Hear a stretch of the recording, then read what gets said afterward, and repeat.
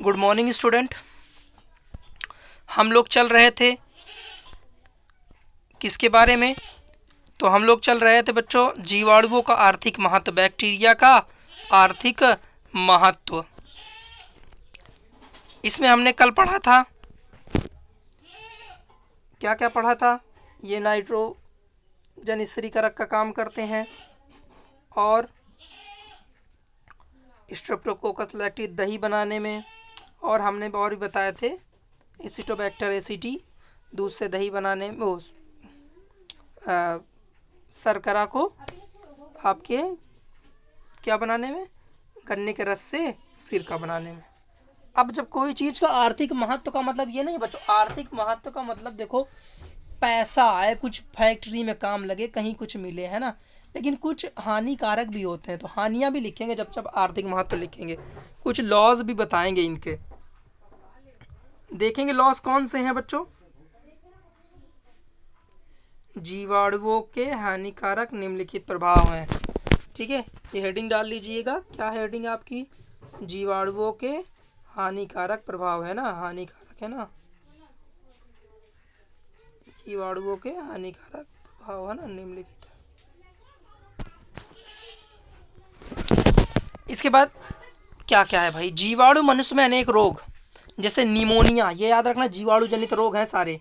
कौन कौन से जीवाणु जनित रोग हैं ये आज इंपॉर्टेंट है, यहाँ पर से पकड़ के आप चलिएगा। जीवाणु जनित रोग, जीवाणु जनित रोग कौन कौन से हैं? तो जीवाणु जनित रोग जैसे निमोनिया, निमोनिया किससे होता है? जीवाणु से। हैजा, तपेदिक, पेचिस आदि उत्पन्न करते हैं। जैसे माइक्रोबैक्टीरियम लेप्री नामक जीवाणु मनुष्य में कुष्ठ रोग, कुष्ठ रोग जानते हो ना, कुष्ठ रोग लेप्रोसी उत्पन्न करता है।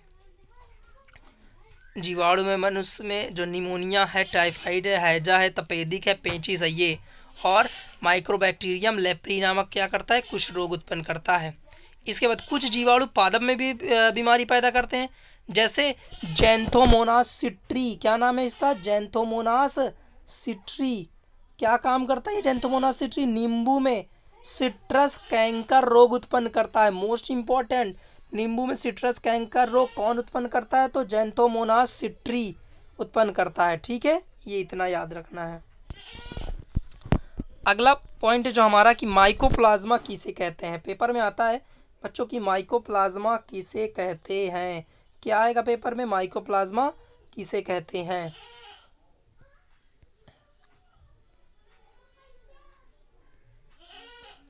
देखिए माइकोप्लाज्मा किसे कहते हैं।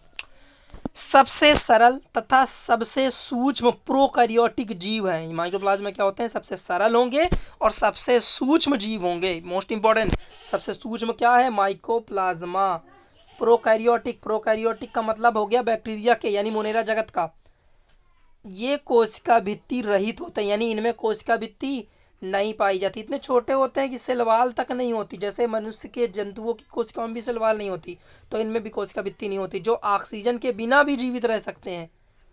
समझ रहे हैं हमारी बात? ये वायरस नहीं है कि भाई आपका कण जैसा रह लेता, लेकिन ये बैक्टीरिया माइकोप्लाज्मा होते हुए भी बिना वायु के, ऑक्सीजन के ये जीवित रह सकता है। ये रोगजनक जीव है, यानी से बीमारियाँ होती हैं। इन्हें pleuropneumonia like organism, pleuropneumonia like organism यानी PPLO कहते हैं। मोस्ट इंपॉर्टेंट, पेपर में सीधे आपसे पूछा जाएगा, क्या पूछा जाएगा सीधे कि PPLO क्या है। क्या पूछा जाएगा बच्चों? PPLO क्या है। तो PPLO का एक तो फुल फॉर्म याद होना चाहिए कि PPLO क्या है। तो PPLO यानी प्लूरोप्यूमोनिया लाइक, देखो एक पी का हो गया प्लूरो, दूसरा का हो गया प्यूनोमिनिया अल्फा लाइक ऑर्गेनिज्म, यानी प्लूरो निमोनिया लाइक ऑर्गेनिज्म। ये इतना आपको करना है। ओके बच्चों, थैंक यू।